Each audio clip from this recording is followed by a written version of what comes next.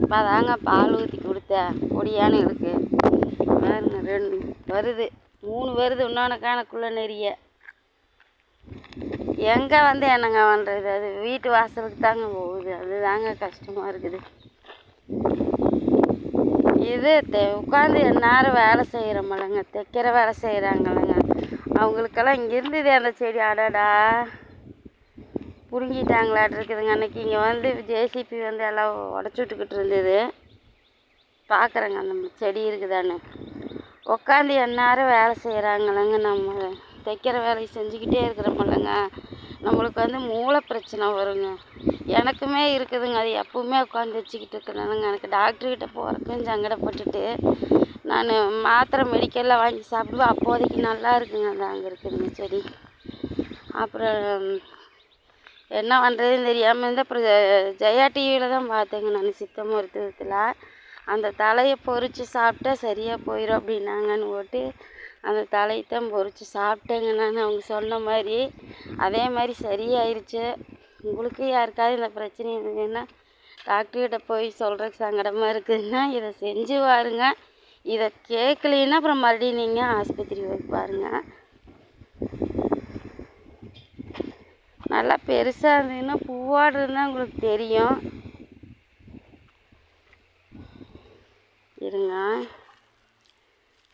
இதில் 2 செடி கொடி படர்ந்து கிடக்குது எதுன்னு கண்டுபிடிப்பீங்க தெரியுதான்னு வருங்க இந்த செடி தாங்க சுற்றி இலைங்க அது தெரியுதா இதோட பூவுங்க சாயங்காலம் தான் விரியுது தெரியுதா என்னன்னு தெரியல நான் தலையை பொறிச்சு காமிக்கிறேங்க ஏறுங்க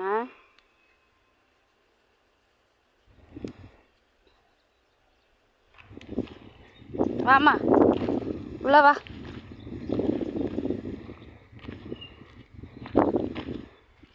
டெய்லருன்னு வேறுங்க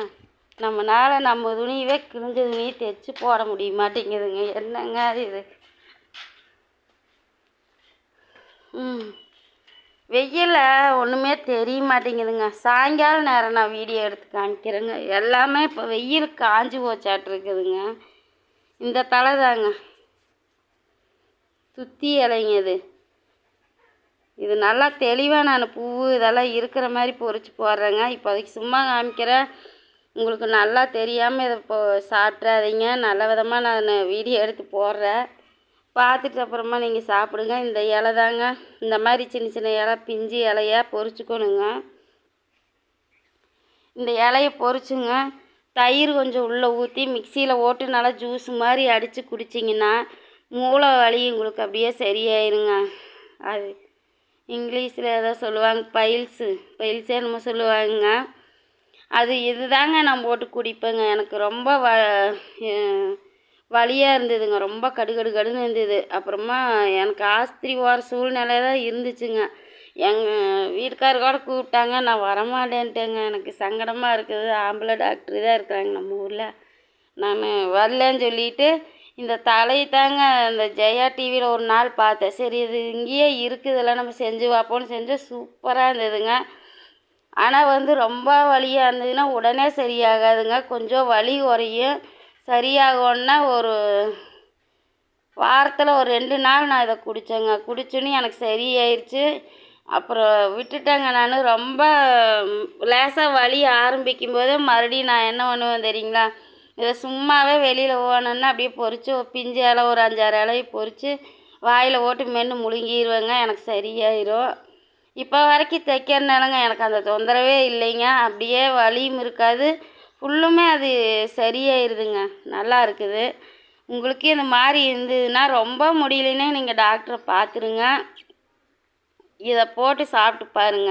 உங்களுக்கு சரியாயிருங்க என்னங்க இது ஃபோனு கடுப்பாக வருதுங்க அந்த ஃபோனு ஸ்டோரேஜ் இல்லைன்னா வருதுங்க என்னங்க ஃபோனு இது இந்த கர்மத்தை எப்போ மாற்றுவோமோன்னு இருக்குதுங்க ஓகேங்க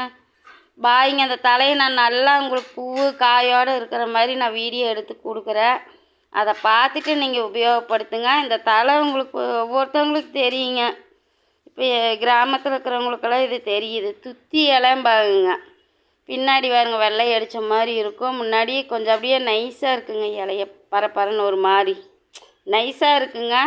கொஞ்சம் கெட்டியாக இருக்கிற மாதிரி இருக்குங்க இலை. இது வாசமும் அது ஒரு மாதிரி இருக்குங்க. கசப்பும் இருக்காதுங்க. அது ஒரு மாதிரி இருக்குது வாசமாக. குடிக்கிறதுக்கு கொஞ்சம் கஷ்டமாக தான் இருக்குங்க. ஆனால் அது குடித்தோம்னா சரியாயிருங்க. நான் உங்களுக்கு தெளிவாக பூவு காயோடு நான்